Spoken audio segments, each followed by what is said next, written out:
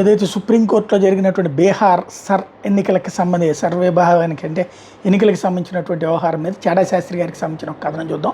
బీహార్లో పూర్తి ఎస్ఐఆర్ నిర్వహించి అర్హత గల ఓటర్ల పేర్లు కూడా ఈసీ తొలగించింది. ముందు నిర్వహించిన ఎస్ఐఆర్ తర్వాత ప్రకటించిన డ్రాఫ్ట్ లిస్ట్ నుండి కూడా ఈసీ ఇంకా పేర్లు తొలగించిందంటూ ఏడీఆర్ అనే ఎన్జీఓ సంస్థ తరఫున ప్రశాంత్ భూషణ్ మరియు యోగేంద్ర యాదవ్ లాంటి కార్యకర్తలు సుప్రీంకోర్టులో పిటిషన్ దాఖలు చేశారు.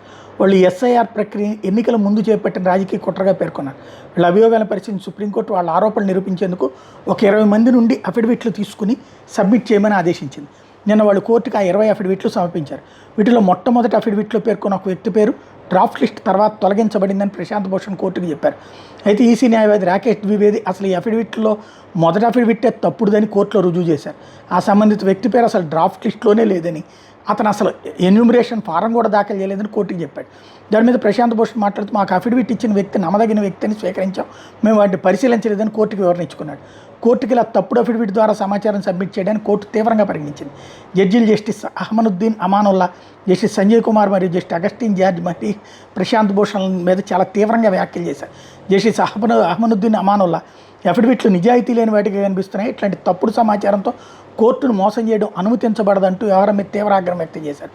పిటిషనర్లు తమ ఆరోపణలు నిరూపించేందుకు ఎటువంటి ఆధారాలు సమర్పించలేదు, ఇది కేవలం రాజకీయ ప్రచారం కోసమే చేసినట్టుగా అనిపిస్తోంది అనే విషయంలో ఈసీ వాదనలకి మద్దతు ఇచ్చారు జస్టిస్ సంజయ్ కుమార్.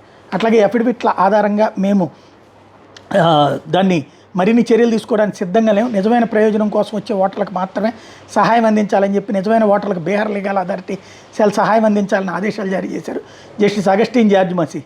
అంతేకాదు ఓటర్ లిస్ట్ నుండి లక్షల సంఖ్యలో ఓటర్ల పేర్లు తొలగించారని ముందుగా ఆరోపించారు ప్రశాంత్ భూషణ్. ఎన్జీఓ ప్రస్తుతం ఆ సంఖ్య 130కి తగ్గించింది అని ఈసీ న్యాయవాది కోర్టుకు తెలిపారు.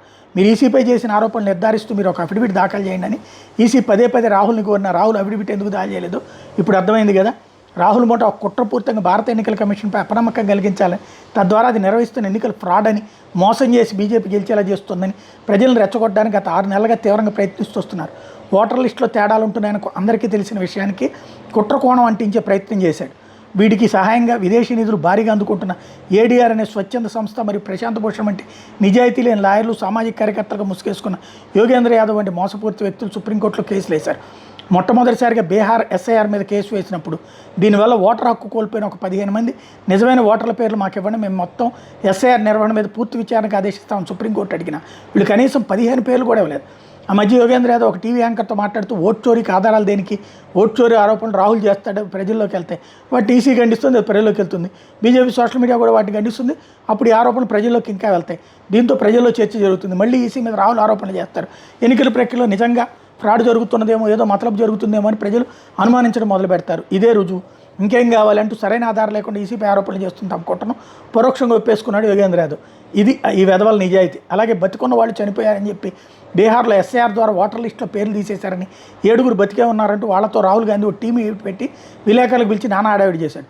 పోనీ వాళ్ళు 7 పేర్లు ఆ తర్వాత ఓటర్ లిస్టులో కల్పించి మళ్ళీ ఓ టీం పెట్టి విలేకరుల సమావేశం నిర్వహించాడంటే మరి ఆ ప్రసక్తి ఎత్తడు మానేశాడు. అంటే ఆ రోజు విలేకరుల సమావేశంలో రాహుల్తో టీ తాగిన 7 ఓటర్లు ఫేక్ అన్నమాట. మోడీ ప్రభుత్వాన్ని పడగొట్టడానికి ప్రయత్నిస్తున్న విదేశీ శక్తుల అజెండాలో తాము కూడా భాగమైపోయి ఇలా నిజాయితీ చిత్తశుద్ధి లేని సరైన ఆధారం లేకుండా మోడీ ప్రభుత్వంపై చేస్తున్న వరుస ఆరోపణలు అందుకే విఫలమవుతున్నాయి. రాహుల్ రాజకీయ లబ్ధి కోసం వ్యవస్థలపై ఆరోపణలు చేస్తున్నాడు సరే, వాడి సంగతి తెలిసి కూడా కొందరు మేధావులు వాడికి ఇంకా ఎందుకు నెత్తిని పెట్టుకు మోస్తున్నారో పరమాత్మని కెరుక అంటున్నారు చాడా శాస్త్రి గారు.